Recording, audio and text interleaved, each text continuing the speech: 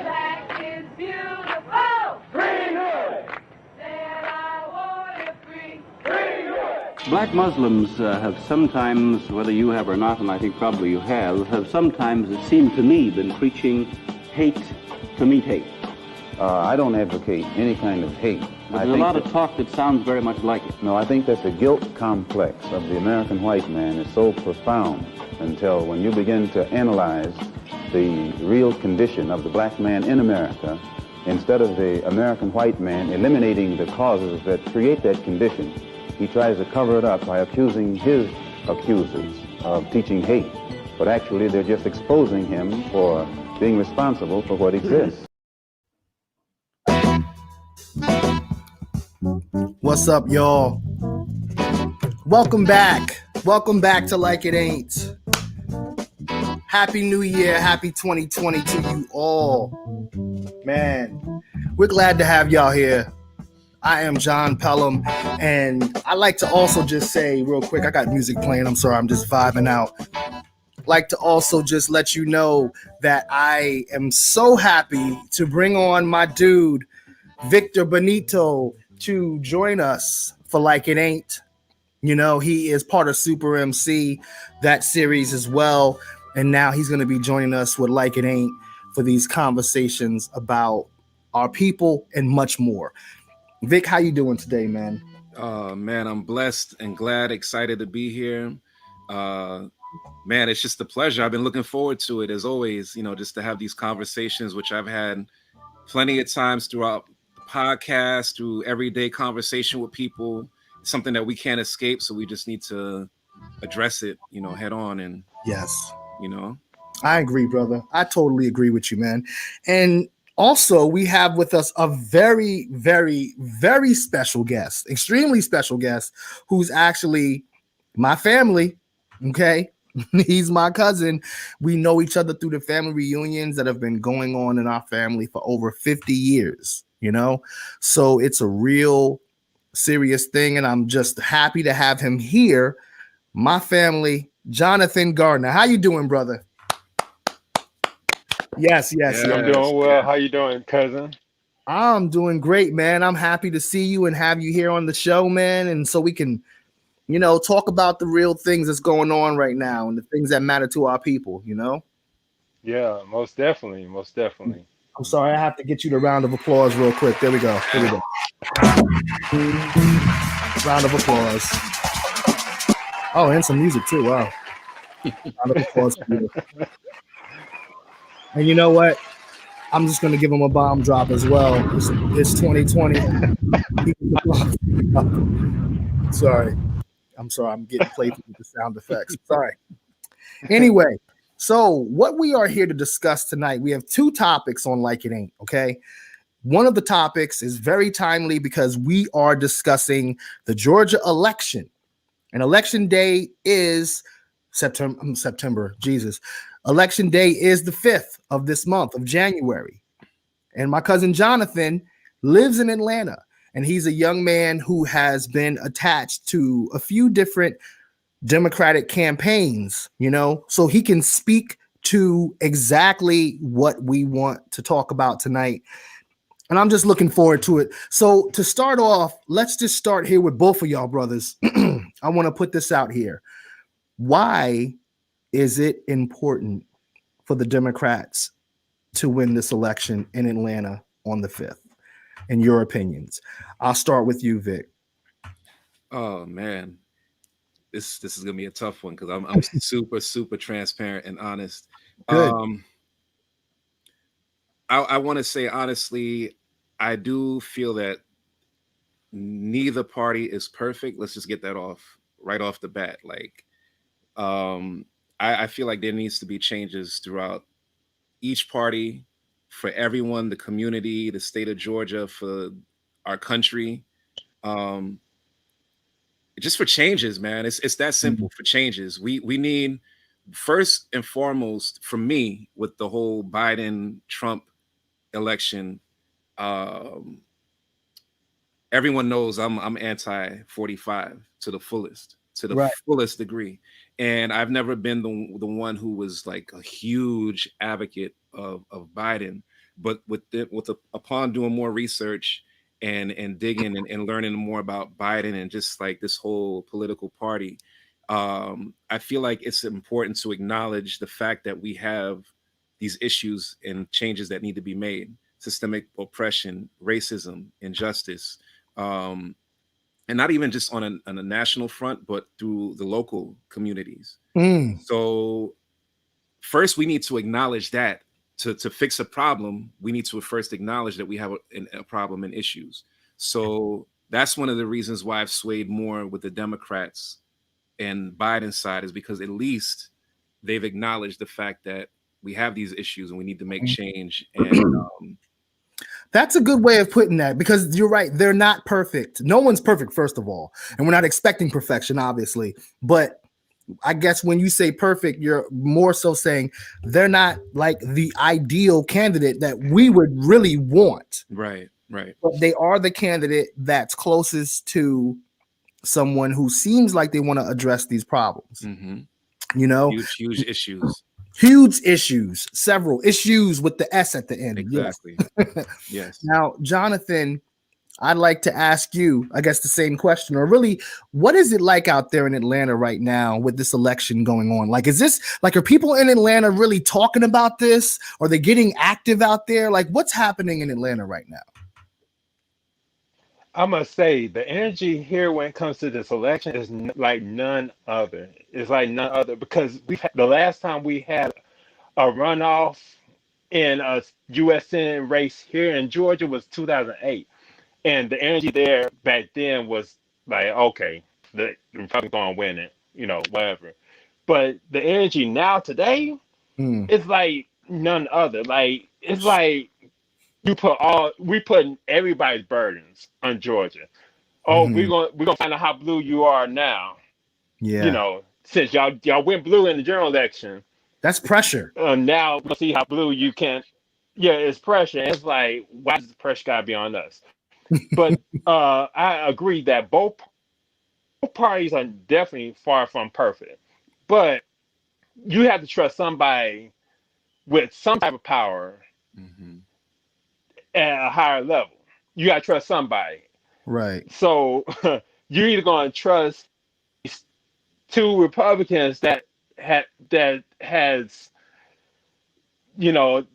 problems, or you're going to trust people that's willing to bring the changes that's needed, not just here locally, but in the United States, quicker than waiting for a midterm in 2022 to get to get that change, so that you can have the Senate back. We don't have time for 2022. No. We have time for 2021 now. So. Right, exactly. So well put. And I see that we had a comment here from Jersey Art. It said it's kind of a shame, but we'll be fighting about getting laws passed for the next 4 years if Democrats don't win. Like most bills, they'll hit a roadblock in the Senate. And that's so true. That's too true. Like, in my mind, I feel like after this election, we as a people, and maybe that people is just black people, or maybe that people is just like-minded people, we kind of need to reassess how government is ran, because it's crazy that one man like a Mitch McConnell can have the power to block people getting $2,000. It's insane that one person can affect so many, because what if that one person is wrong? Forget about if they're evil or have bad intentions. What if they're just wrong? Because that's very possible and probable. No one's always right. So if we're voting for just one kind of person or one kind of party, that means half of the time we could be getting it all wrong. Right, exactly. And it's just sad to see. Like Jonathan, you were talking earlier about Mitch and how it's like, what is this guy doing? Like, I'm like, how does he have this type of control? Like, I feel like in 2020, and y'all tell me what you feel. I feel like in 2020, the government, we always knew the government was corrupt and all these different things in different ways. But in 2020, we got to see in full panoramic view that the way they run things is wrong, that they have too much power. Trump, there was things Trump was able to do that we were like, wait a minute, how was he able to just pull this off? You know, I don't know. I don't know. What do y'all think? I don't know. Jonathan, you want to take this one? Or, I mean, for me, honestly, I feel like they just. No, go ahead. Now I was going to say, like, the energy here, I feel like, since Kentucky can get rid of Mitch McConnell, Georgia's shoulders to take that power away from Mitch McConnell. Mm-hmm. So that's how the energy is here. And was like what most people I've come across, many people, even white people, like, well, we're tired of the same old. If we can't get rid of these people like Mitch McConnell or Lindsey Graham, if you can't just say, hey, we're gonna put these same people back, these same Republicans that's in Georgia back in the Senate, and hope they change. Right.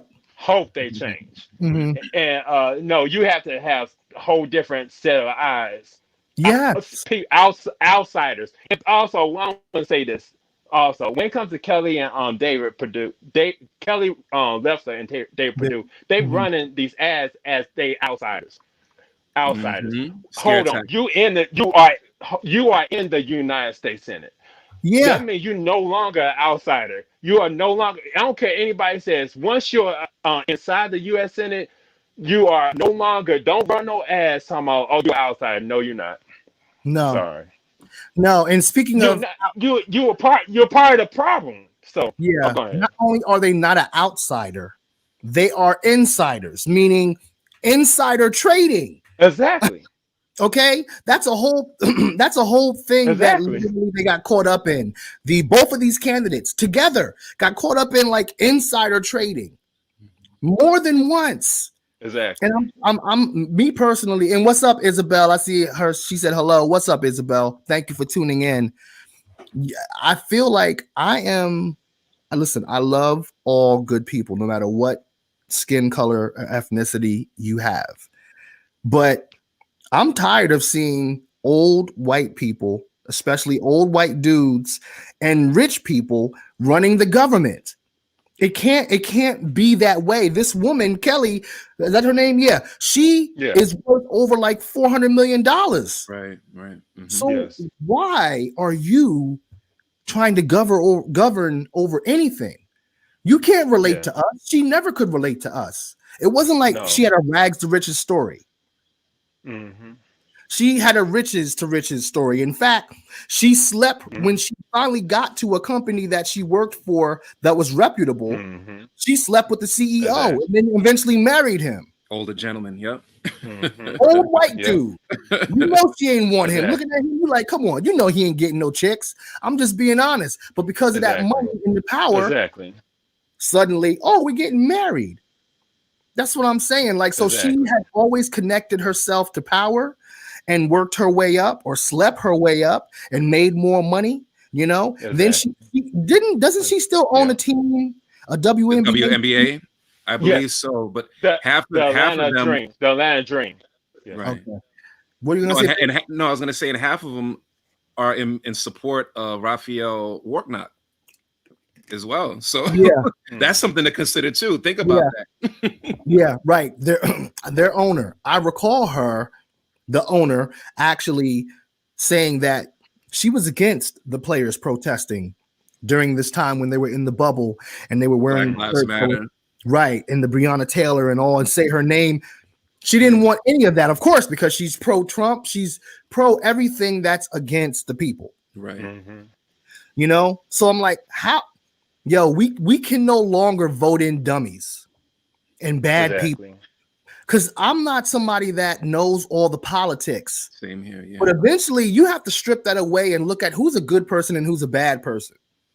Because a bad person can, if they're slick enough, they can sell you on anything. Mm-hmm. But are they really about the people? That's what we need. People that are about the people.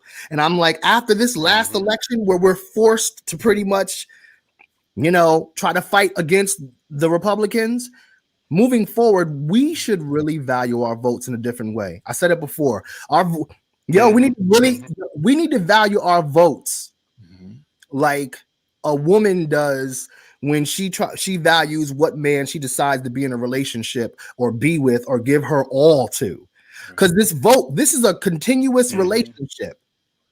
You may get this vote, but what are you going to do to keep this vote? What do you like? Because the Democrats got our vote. They've been had the black vote for forever. And they've kind of just been like, because they know they had us. Even with Obama, they weren't stepping up and helping Obama like they could have. They were just like, So I'm like, what makes y'all different from the Republicans? Because right now it seems like the only difference is that y'all have our support. So if you don't have our support, what's the difference? Like, show me the money. I'm sorry, I'm just going on, but no, it's the truth. But we're here tonight because we're urging. We hope that some people from Atlanta would tune in, and even if they don't, we hope that the energy we're putting out there can go into the stratosphere and just the synergy of pushing this vote in the right direction. Because we need to get these fools out. Excuse me. The Democrats take our votes for granted. Exactly. I agree. Exactly. And we John, I wanted to say just real quick, just to build off your point. I feel like it's really about the people and the influence. Like, it's not necessarily the fact that these people in office are dummies, because I obviously we view them as idiots and destructive. But at the same time, like, you look at a person like 45, he's very idiotic, but he's not stupid. No. You understand there's a difference. And the thing is, he has a major influence. He has a cult following. It's to manipulate with these scare tactics, just the same way this woman, Kelly, her Loeffler. Yeah, Loeffler, she has the same type of influence. Yeah. So that's why it's important for us to really, like you said, utilize our power to vote. Like, I know a lot of people feel like the vote doesn't count, but in numbers, in groups, as we learn to unite, not to sound cliche, but if we learn to unite and just really have an open mind and open heart and just push forward, we can make a change, honestly. In my opinion. I agree. We need to get back. Like, see, I love these kind of conversations because Vic and I are from the same generation, and Jonathan is younger than us, Right. So it's good that we have these conversations that involve different generations, because we need the knowledge and the experience that we have, and we need the youthfulness and the freshness that someone from generations after us would provide. That's why I love what Jonathan does. Like, let me ask you, Jonathan, what originally got you interested in getting involved? After I graduated from Fisk University, which is in Nashville, HBCU, a friend of mine from high school, actually from middle school, put me on into the trenches of being a part of the Democratic Party within here in Georgia. So, and that's when I got my first look at in the 2016 election, when it came to Hillary Clinton and the current guy in the White House. So I actually worked locally for a Georgia State House election. And so I worked for him, and while I was working for him, I was traveling around Georgia too, because I was also the secretary of the DeKalb Young Democrats. DeKalb is a county here in Georgia. It's actually the second blackest county in the whole United States. The number one blackest county in the whole United States is actually Prince George in Maryland. I'm sure y'all have heard of Prince George in Maryland. Yeah. That's a number one blackest county. And matter of fact, Hillary won that county by 80-some%. And Biden actually won DeKalb County by 80. Well, it's actually it was up more than in 2016, the turnout here in the Cobb County was actually higher because the Cobb County had, got such a diverse. But back I was saying, when I was going through you know, the Cab and all of Georgia in 2016, I've gotten to learn how Georgians in Southern Georgia, not just here in Atlanta, but Southern Georgia, how their thought process is when it comes to farmers in Southern Georgia, black farmers, That's which has interesting. not I been know about addressed. So when it comes to even black farmers, they feel like their vote is being, taken for granted. that. A lot of farmers in Southern Georgia feel like, oh, what's the point of voting? Because the Republicans going to win my county anyway. Interesting. But these two Senate seats here in Georgia, both candidates have reached out to Southern Georgia, all kind of, because if y'all also know this about Georgia, Georgia has the second largest county numbers, Texas being the first. So Georgia has the second largest county in the whole the second largest amount of counties in the whole United States, Texas being the first. Georgia So is I don't understand why that Georgia is so much of a broken glass, shall I say, a broken mirror, shall I say, because that's too many counties for such a fairly small state. Well, see, I'm gonna Go tell ahead, you, part of that. To me, that broken glass, the system in general is always trying to divide and conquer. You know what I'm saying? Break up the pieces and keep us less informed, because those that are in power, or the ones in power, are the ones that are the most informed. Not only are they informed on the truth, but they also are the ones who are distributing and putting out their version of that truth to the world. You know what I'm saying? That's why I said they're not dumb. They're not dumb. They're not dumb. They're not dumb. We call them stupid, or may call them dummies, but we don't literally mean that, because we know. Look how the system is ran.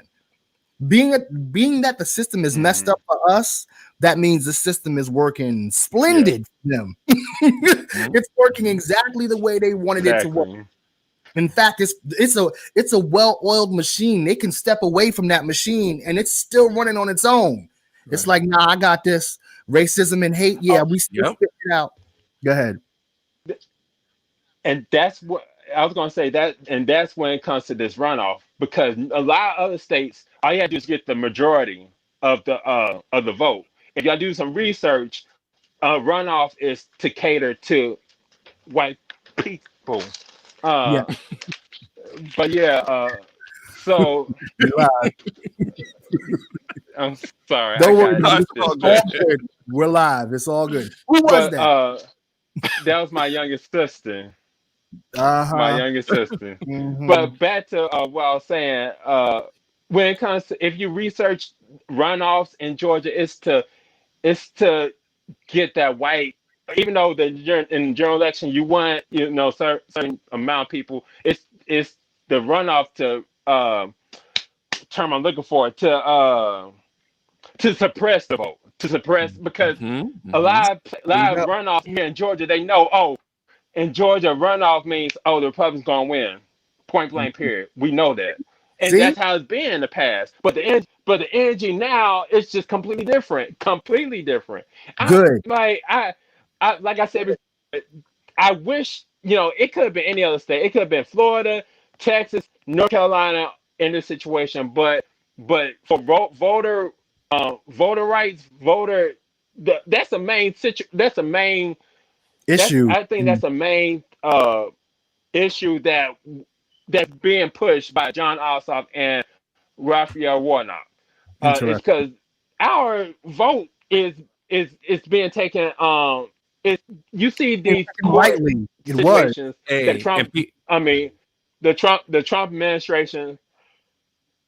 Go ahead. No. I was just gonna say, and also let's big up Stacey Abrams as well for gathering for this past November. You see, this is my point that I was trying to make earlier. No, this is my point that I was trying to make earlier with like the numbers, the strength in numbers, with like the vision and understanding that our vote does count. It's for people that don't think that our votes matter, like, yes, it's strength in numbers. We need to really realize that as Black people. Yep. And here's the thing with that, because when someone says our votes count, you have the detractors, or as they would call, say, devil's advocate, who will say, yeah, but we get lost in the vote, or voting ain't everything. I agree. Voting is not everything. None of it. None of these things that we want to get solved will be solved by one single act or thing. So we need to vote because voting is important. But at the same time, we also, in my mind, moving forward from 2020, we need to start building on Black economics, on Black empowerment, on Black agriculture, which is why I love that you mentioned Black farmers in Georgia, because Black agriculture means so much. We need that. Like, we need to be able to start feeding ourselves and our people and not accepting what they give us. Just like we're not accepting their negative energy or their unjust laws, we need to not accept their foods. To me, it's an entire change. I hope that I see. It feels like that's happening. And the thing is, it's not going to happen with just one thing, but it's not going to just happen with one person either. That's what we need to understand, is it's working together. You understand? It takes us as a community, as a people, to start working together for change. Honestly, as cliche as it may sound, like they say with love doesn't necessarily conquer all, but it's a start. You know, we got to start somewhere. Just sitting down and saying, oh, the vote doesn't count.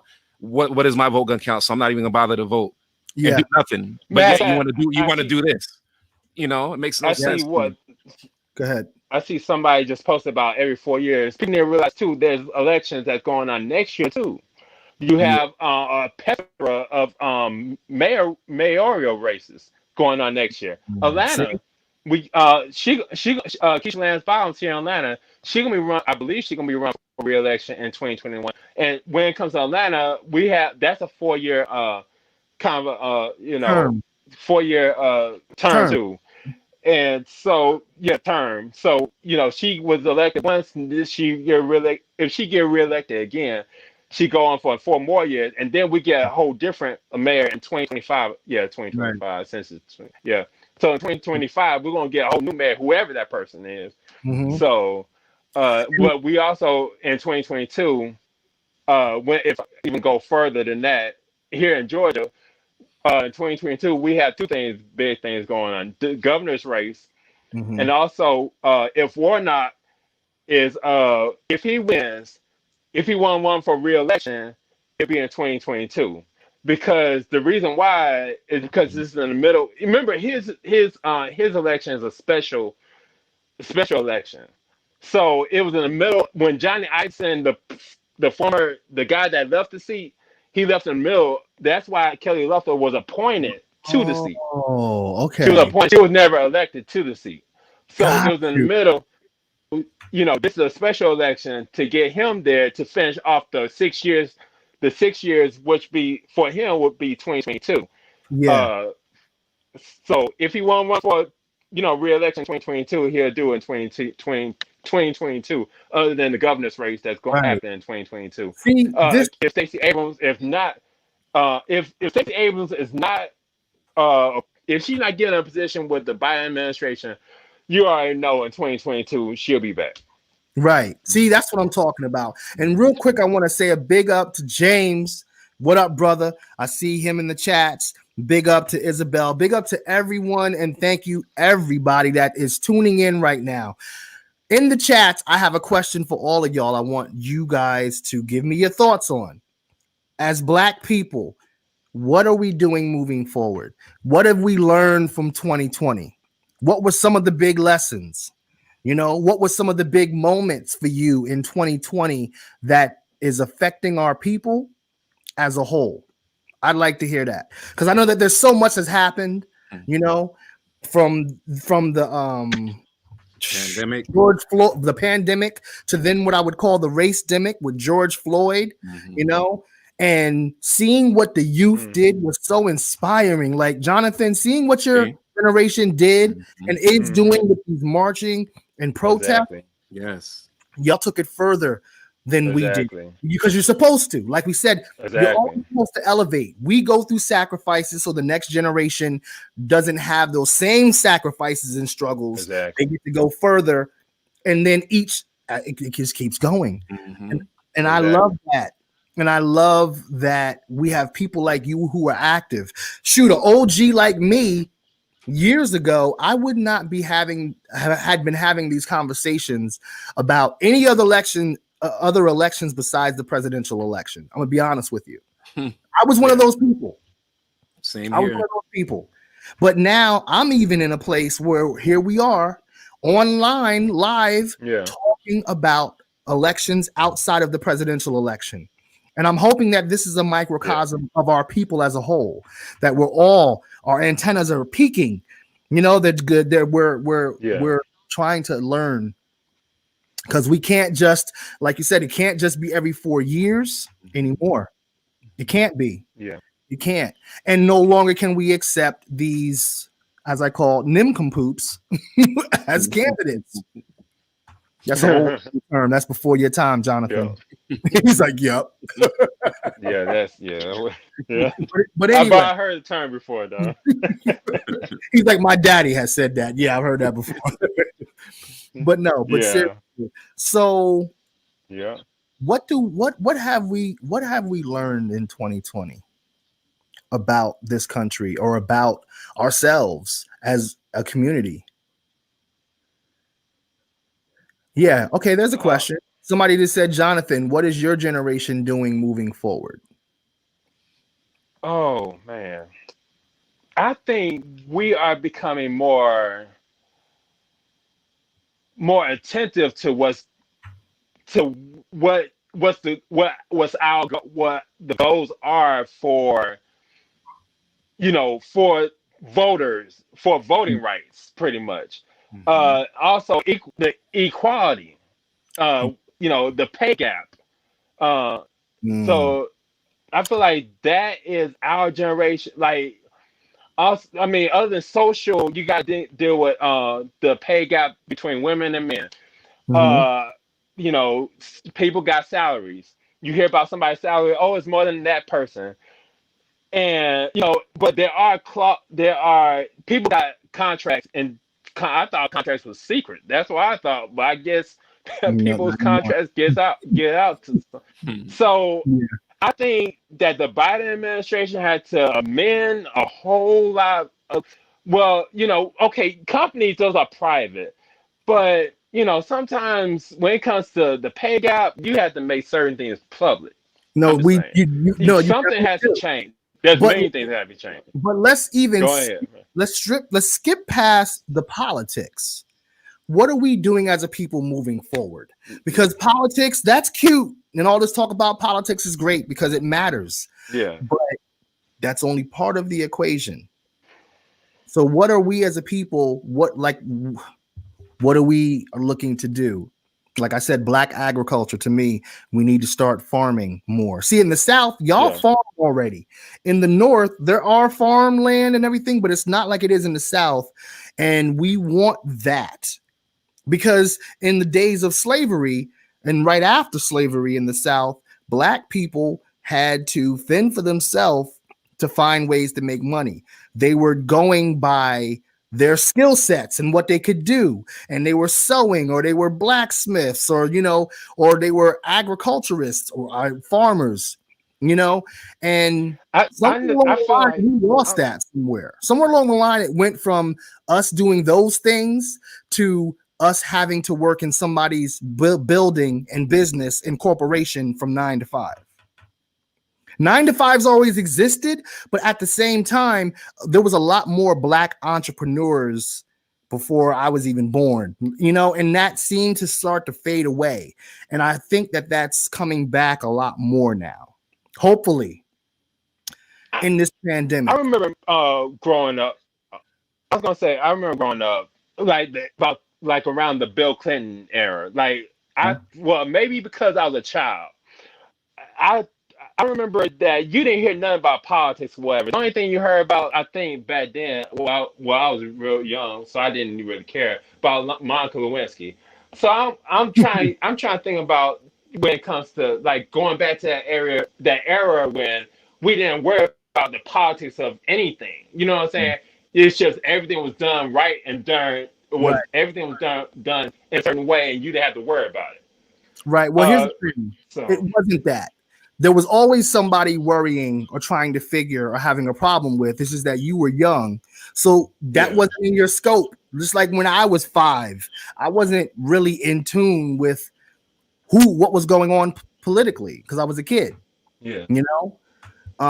But we're in different times now, you know, and I feel like because of this pandemic, if you notice, the government has tried to prevent us from finding ourselves in this pandemic. That's why they're pushing everybody back to school, back to the job. They don't care if you get COVID. They admitted it with the whole herd mentality thing. They want everybody to get it. They want everybody to get sick because they don't want us home long enough and getting money from the government to figure out, wait a minute, I kind of like my life. But you know, this, like people don't go ahead, Jonathan. I was going to say that I think when it comes to this pandemic, I place the blame squarely on the Trump administration. For one, I'm just going to say is one example. When y'all remember Ebola, right? Ebola. There was only two deaths in the United States when it came to Ebola because Obama was like, "Oh, I'm not about to have this. I'm not about to have this." So how you go from 2 deaths to Ebola, you know, in the United States to over 300,000. Yeah. So that's who I place the blame squarely on, and the lack thereof of a federal response to COVID-19. So yeah, I place. Well, what do you think, Vic? I place some of the blame on him, but what do you think, Vic, about what Jonathan just said? Do you have any thoughts on that?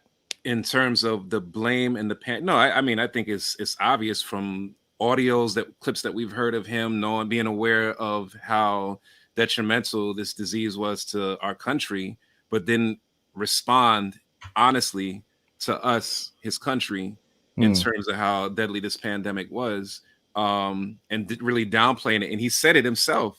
He wanted to downplay it, to not, add any type of concern or major urgency as to panicking and all that type of stuff. So no, I don't think he brought the disease into this country, but I definitely think he could have did a whole hell of a lot different than he did to control it and to, to really control, as he said, we have everything under control. No, he definitely didn't. Or to lead, right? Like, y'all are right.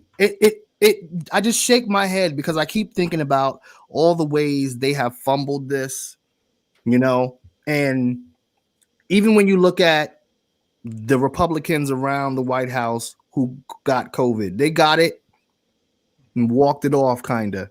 Yeah. He was a leading poster child, him and his administration, of what not to do with this pandemic. Yes. Public rallies. Yeah. Not advocating for masks. Right. Mandatory shutdown of this country. And like a lot of other countries were doing, bragging about how better we were doing, well off than other countries were doing, which was all a false narrative, honestly. And if you look at this, you look at, like I said, the Republicans in the White House that got COVID. Okay, they all walked away from this thing like it was just like, we're good, and you guys should be good too. But then Herman Cain got it, gone. Exactly, brother was gone. Yeah, you know what I'm saying, and that's why I say the blame partially is the government, but the blame also, and this is one of my favorite words, is the conditioning. For so long, they've been conditioning us in a certain way in certain things, and even certain ways that Black people eat. You know what I'm saying? Because a lot of these white exactly. They did for a lifetime. They've known about kale, asparagus, and all these other things. I mean, we knew too, but they've known a lot more about the healthy foods growing up. So then when they get attacked by a COVID or something like that, and they got money and they got the information and knowledge, that's power, of the best foods to eat. Exactly. Meanwhile, Herman Cain is eating fried chicken and other things like that, and then he gets this thing and it takes him out. And I'm not trying to be funny, but I'm just saying it's a mentality. It's a mentality. Even the conditioning of how people can't social distance. Go ahead. Go ahead. And speaking of that, that's exactly what I was about to go into. Everybody in my family has been tested positive, so for the person that you're talking to. So I'm the Really? only one that You're the only one. I'm the only one because I've been taking long before this probiotic, probiotic, which Wow. deals with the with Immune with system. your immune system and your digestive tract.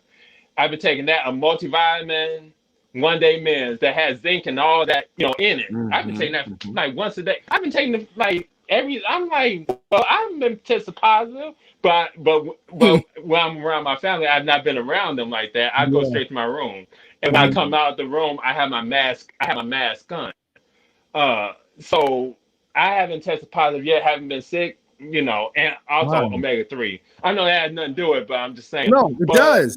at the end of the day, because of health, I'm like, I have not been, actually I work for Delta Airlines too, so I can get tested at any day, anytime. So I've been tested 3 times while I work. I'm like, okay. So, and as y'all heard that there are false negative, there are false positives, and there are false negatives too when Yeah. it comes to the virus. So I'm like, well, I have not been sick. I have not had none of these symptoms. I have not lost my taste, smell. No, So no. I'm like, but I have not denied that this doesn't exist. I have not denied it. But it's up to the individuals. Yeah. And it starts from the top. When Biden comes in, whatever he wants to do, I'm down for it. If he wants to shut the country down, that's up to him. Yeah, Because but at the end of the hold day, on. Hold on. go You just ahead. said Go something ahead. big.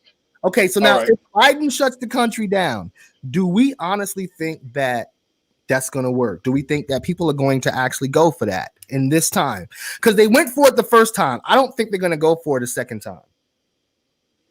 I don't think we should be left with a Well, go choice. ahead, Derek. I mean, I don't think I didn't see it as a full mandated shutdown because I still saw some fools running around in beaches and this and that. Like I didn't really see a mass, shutdown like that. You get the applause. Keep going. Sorry. That's I'm true, sorry. though. Applause. Yes. Keep going, Vic, please. Nah, I mean, I do feel that this should be. I'm all for it too. Like Jonathan said, I feel that it's necessary. I feel that's one of the most clear and concise ways of really taking care of this pandemic. At least grabbing control of it. Yeah. You know what I mean? I really feel that because you see it within other countries. Yeah. But it won't happen. I mean, they'll try. Yeah. But I can tell that because when I saw that people were actually out protesting with masks off, guns out, in front of their municipalities and courtrooms and well, not courtrooms but courts, Exactly. about having to wear a mask and having their freedoms taken away from them. It broke my heart because I'm like, where the hell are y'all? John, you saw that video I sent you. You saw that video I sent you. Their mindset is totally the flip side of what we're talking about now. They feel like we're the ones who are and they did a video that was sarcastically mocking those who advocate masks, who advocate gloves, who advocate not going to social gatherings. We're the weak ones. We're the ones who aren't being brave and being manipulated by news, media, or whoever to this fear tactic. It's just like a bizarro way of thinking that I really can't engage in anymore. I really can't. I was gonna say, Victor, when now you just touched on gloves. I think also Biden need to mandate that because you either gonna go, you can't just you have to go the full mile. You can't just you can mandate masks, but you got gloves. There's nothing wrong with mandating gloves. There's nothing wrong with that. You actually can probably stop it faster. I mean, just even faster when it comes to gloves because everybody's touching everything. Right. I work at Hartsfield-Jackson International Airport, the world's busiest airport. I see people touching, the like in the train, people touching the train and stuff. And I'm like, I've noticed that. I'm like, man, like. Let me tell you, they would have. I feel like mask. I mean, but yeah. No, go ahead. Mask what? Go ahead. No, I'm saying just mask and gloves. I think it's definitely gotta be mandated. Both of them. Yeah, I can understand that. I was wearing gloves in the beginning of the whole thing, and then eventually Yeah. it seemed like no one was, and the gloves weren't a thing, so I had stopped. But see what I'm saying? There's so many levels to this because you can easily be influenced by what the masses do. Right. I stopped wearing gloves because no one else was wearing gloves for the most part. What I saw. So I thought it wasn't a thing anymore. Even when it came to wearing the mask at first, I don't know about y'all, but when it came to first wearing the mask, I almost had issue with it because to me, I was conditioned by our country that we used to laugh and mock Asian people who would wear masks, or be walking around here wearing masks. Like, what are you doing wearing a mask? Like, that was just it was like, we're too tough for that. You know what I'm saying? And what they're doing, that's just weak. But what they were doing was actually smart. And that's what this country does a lot, is to me, it programs and conditions us to make us think that the American way is so strong and so this, and foreigners are just so silly and so simple and blah, blah. But they got it right. They got it. I got a question for y'all. Do y'all feel like, because the way I saw it was 45 was the one that really started to politicize wearing masks. Do y'all feel that was a thing prior to him, or you think he was the culprit behind this whole, oh, you're weak wearing masks? And in this, okay, go ahead, Jonathan. What you got? He probably thought that, oh, since I don't look good in a mask, I'm not going to advocate for you don't look good without the mask. So I think it's one of the two. I mean, which is sad. It's just, I mean, it's. I mean, why would you not advocate something that could help save lives? But go ahead, y'all. Vic, you're right. Well, you asked the question, but I think it is Trump as far as when the pandemic started. But before the pandemic, meaning the stereotype that I spoke to as far as seeing others that wore masks. I remember times where I would sometimes in the city see a random Asian person wearing a mask, and it was, to me, nothing going on. And I would always laugh or point or be like, oh, this Asian person's wearing a mask. They know something that we don't. Ha, ha, ha. When in actuality, that was the truth. You know what I'm saying? Like, they were being protective. And not only were they protecting themselves, but they were showing respect and protecting us from them as well.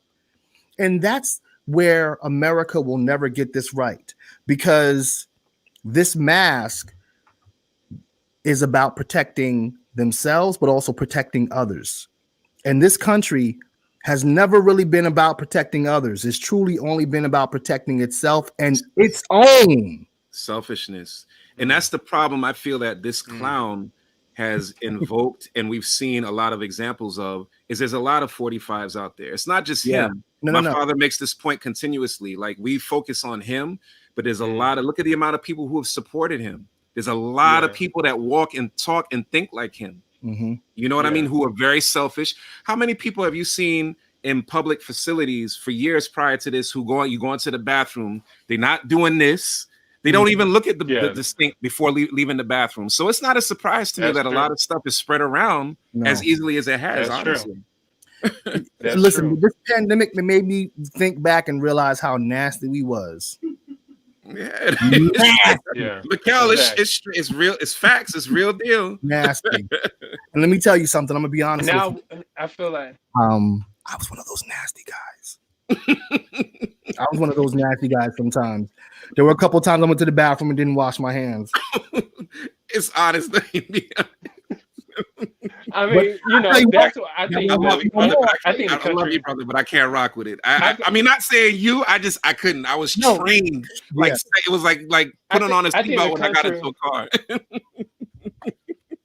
Yo, sorry. That's another thing to what. No, I was gonna say that's another thing. I feel like Biden's gonna probably invest in sanitation. In the wherever department, wherever secretary who's over that when it comes to sanitation. They're going to need to either power wash the entire White House or blow that thing up before Biden and them get in there, because COVID is up in there just chilling like.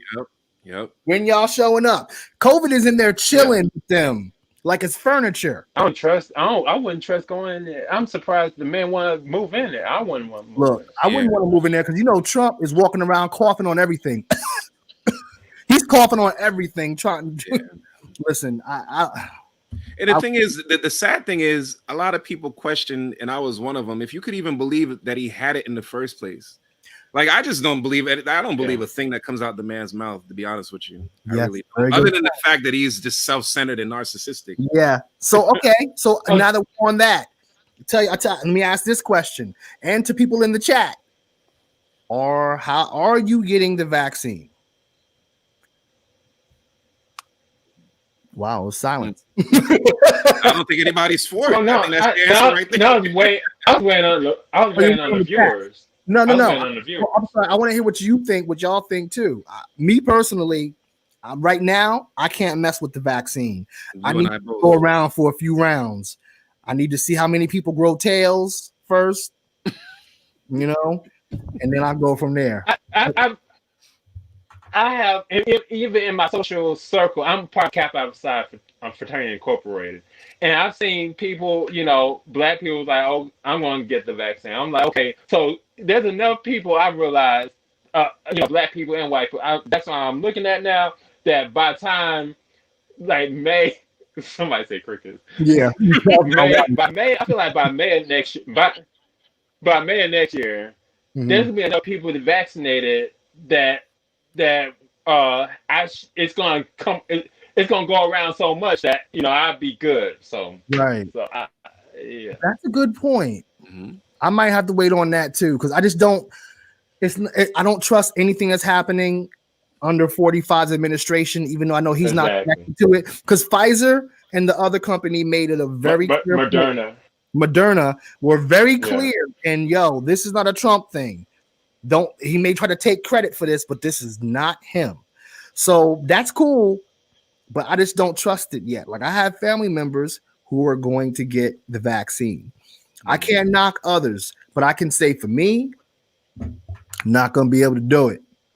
Not yet. I'm just too concerned right now, but it's just. And again, this goes back to the whole concept of, let's say, natural medicine and what feels right to your spirit and your body, and man-made medicine that they keep creating and recycling so that they can keep making money, because they're not making money off of the cures, they're making money off of the medicine, so for me, I'm like somebody like you who your entire family you live with got COVID. You did not, because of your dietary habits. Exactly. Okay. Yeah. So what if more of us were like, well, how about we mind our dietary habits, and maybe that will thin. I promise you, probiotic. I think that's the main thing, other than the multivitamin. I'm sorry, Vic. One more time, please. No, I'm sorry. And how about we just stay in the damn house? Oh. Another bomb. Yeah. I know they look at that as us being weak. They meaning some of these conservatives, Republicans, whatever. Yeah. Hey, it's gonna be what it's gonna be. Y'all can look at us however which way you want. Look, and Mikel said it's unfortunate that we distrust the vaccine. I mean, I'm not gonna take it either, but so she talking about we distrust it, but she ain't gonna take it. I mean, we ain't taking it either. Like we're not. That's good. Hey, I don't know if y'all saw like when the pandemic first started, some of these videos that were floating around online with people that had these natural, quote unquote, natural remedies, like standing over a stove and putting together some steam and water, and some herbs and spices and vegetables. Yeah. Hey, I mean, the one thing I keep hearing whenever people keep talking about natural remedies to fight off COVID, I keep hearing turmeric. Every time somebody talks about recipes or things to grab or use, as natural remedies, I keep hearing about turmeric. So that's one constant. And I'm sure there are other spices and things that you can have to, and like he said, with vitamins and the probiotics. Immune system, right. Come on. And Vic, as someone who's years ago dealt with health issues. Diabetes, you got through through your diet. Right. You know, It's your That's mindset, cool. your mental state, changing Yeah. up your mental health, your mindset, your eating habits, your regimen, and just hard work and diligence. Really, all I needed was to hear, hey, my life could be on the line. I could possibly take control and reverse this thing, and that's all it needed for me to just change everything in my life. And yo, salute to you on that, because a lot of people in that moment might have said, oh, okay, well then give me the medicines that I need so that I can get better. You said, oh, okay, let me work on me and find my ways to heal my body. Right. You know, even if you did try medication or whatever as well, you still were looking at alternative routes. Right. And that's what I think we need to get back to, you know, is the natural things that heal us. There are a lot of natural remedies in this world that we ignore because it don't say Advil or Tylenol or whatever else on it. Right. Right. And I'm like, please, nah. Even some, and I'm not trying to get into any controversial topic, but for a long time, even with marijuana, they tried to, I mean, anything can be used or overused or abused, of course. But they tried to make it like, even when I was growing up, reefer madness and don't be a dope head and you're going to be a pothead. But actually, marijuana has a lot of healing powers. Actually, hemp is used for a lot of things that we have in our everyday life, you know, with clothes and all types of stuff. But they want you to shy away from that because that is a natural remedy. Right. Go ahead. What were you going to say? I was gonna say this. I was gonna say well, this all actually ties into Biden's Secretary of Education, because educating the people about certain things, then what we've been doing 15, 20, 25, 30 years ago is, you know, that stuff is still being taught now, but something has to change. With his Secretary of State, I mean, his Secretary of Education, Biden, Secretary of Education, boy, got a whole lot on their shoulders. I forgot the guy's name. I forgot who the guy is going to be, but he got so much, because educating the people of America about certain things, that's what it's going to come down to. Yeah, it is, and not just on the next 4 years, but it's going to be the next whoever. Because I'm gonna be honest with y'all, if Biden can keep people in general engaged and voting, we're gonna have Democrat presidents for quite some time. Right. I mean, we can have it for the rest of our lives, to be honest with you. And things can actually, you can be like, oh, it's all kinds of things changing. People mindset, even really conservative people, their mindsets will be completely different. Like, oh, okay, so this does help. This does work for, you know, equality. All kinds of things do help, you know, society move forward. So yeah, I agree with you. Now I saw a comment here from my brother. He said our mom is taking it through talking about the vaccine through prayer and science. Message from her, and more power to her and them. I pray that they don't grow tails or donkey ears. And if they don't, then maybe I'll think about taking the vaccine. But if they do grow tails, then we'll stick them in the zoo. Shout out to moms and bro. Hey, no, Seth, tell your mom I said hello.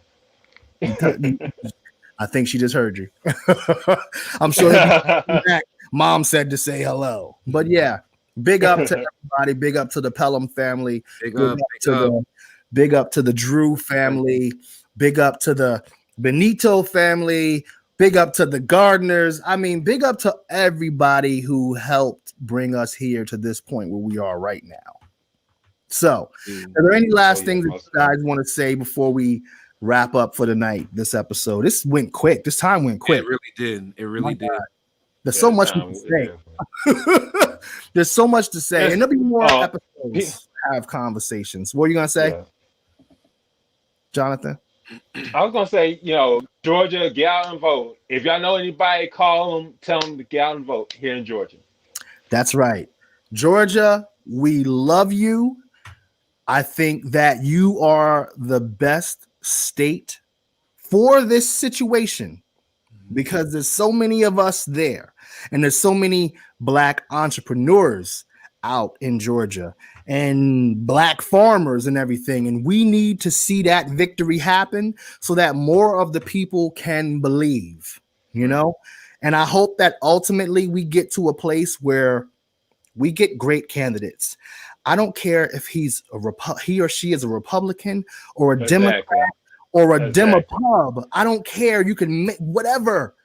I just want good people, you know? And I hope that eventually we get past these labels because that's more of the conditioning. When you label something, you put it in a certain box. And then that means you only expect that of that thing. And we need to be able to expect and accept more. That's just all I got to say. Vic, anything? Well, to your point earlier, as far as what we can do as Black people and Black and brown people moving forward, I want to big up my nephew, Ruben Marisol, who I had the pleasure of interviewing a while back for my Victory is Ours podcast, and Jonathan as well, for the younger brothers out there who are really receptive to learning and being more of an impact to their communities, to us, excuse me, as a people. I really encourage the OGs and all of us to really educate our young, to keep an open mind, an open heart, and educate and teach them more about mental health, because in order for us to move forward, we really need to address anything that may be going on within. It's really tough enough with everything that we've dealt with this past year with the pandemic, as you said, John, the racism, racedemic and all that. Like, that's one of the things that I brought my nephew on to really sit and converse about, was just everything that he went through via social media, via his his own space and everything, his mental space and everything inside of him. So I really feel like with sex education, this is just as important. These are some things that really schools don't teach, and it's up to us before we can wait for like a politician or a president, schools, whoever, to really educate each other. Each one teach one. So let's deal with this mental health issue. Let's keep pushing forward with that, because that's huge. If you look at the whole gist of everything that we dealt with this past year, it's really been mental health, as far as everything that we dealt with: police brutality, pandemic, so how to socialize, being stuck in the house for some of us with abusive relationships. Yeah, man, I can go on and on about that, but just each one teach one. Let's keep pushing forward and helping each other. No, you're right. And you know, to add to that, each one teach one, you were talking about the OGs teaching the younger people.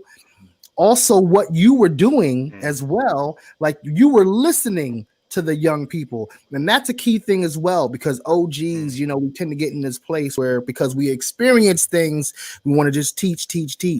But we need to also be able to listen. Exactly. Because if we don't listen to them, they definitely ain't gonna listen to us. Because if they feel like they're not being heard, what's the use?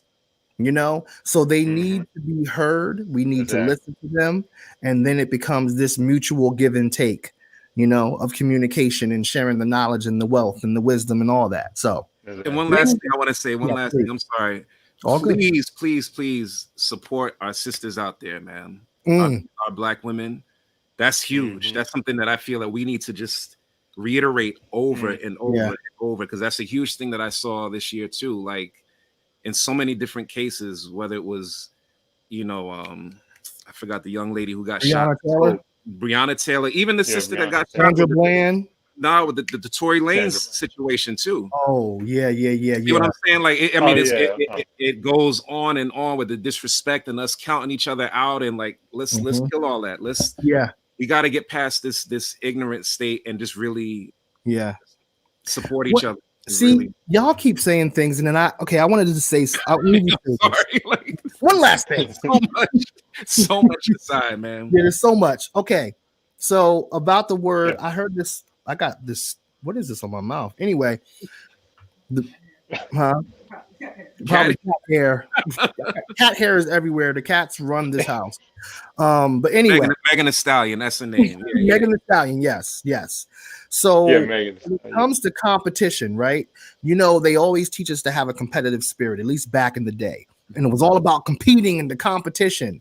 Someone recently said that the competitive spirit, at least to the levels that they have conditioned us to take it to, is actually not helpful or healthy when it comes to building and constructing an empire or your legacy with others, because we get so caught up in trying to compete and beat the other, and we get in that crabs in a barrel mentality. Mm-hmm. So we need to get to a place where, yeah, of course you want to have this friendly competition, but more than anything, there's an emphasis on community and connecting and working together. And even with Kwanzaa, with the 7 principles of Kwanzaa, with cooperative economics and self-determination and all of these things that connect to the people, we need to stop competing against each other, and we need to start completing each other. Ooh, I like that. Well said. Yeah. Oh, can I drop a bomb on that one? Hold Absolutely. on. No, the bomb just went away. Oh, there you go. Loud on skirts, pants on shirts. Anyway. All right, so we're gonna end the night with Like It Ain't. We appreciate everyone that's tuned in tonight. Please, if you are on the YouTube channel, click subscribe to the channel so you can keep up with us with more of these shows. We're gonna bring Jonathan on here some more, so he can show up and talk from his perspective, and we're gonna have a lot other guests and a lot of really engaging and interesting conversations. And you know what, if you want to hear us talk about something specifically, hit us up in the chats, DM us. We would love to discuss what you guys want to discuss. So in the meantime, you guys, please stay safe and sane, and we will see you in 2 weeks. Peace. Oh, Super MC tomorrow night. Come check out Super MC tomorrow night for all the hip hop, old school hip hop lovers. Come check out Super MC. Yes. That doesn't mean you, Mom. Don't watch Super MC because your son be wilding. Big up to Mama Pellum. Big up to Mama Pellum. I love you immensely. Big up to the Drews. Big up to the Benitos. Big up to the Gardners. Big up to everybody. Peace.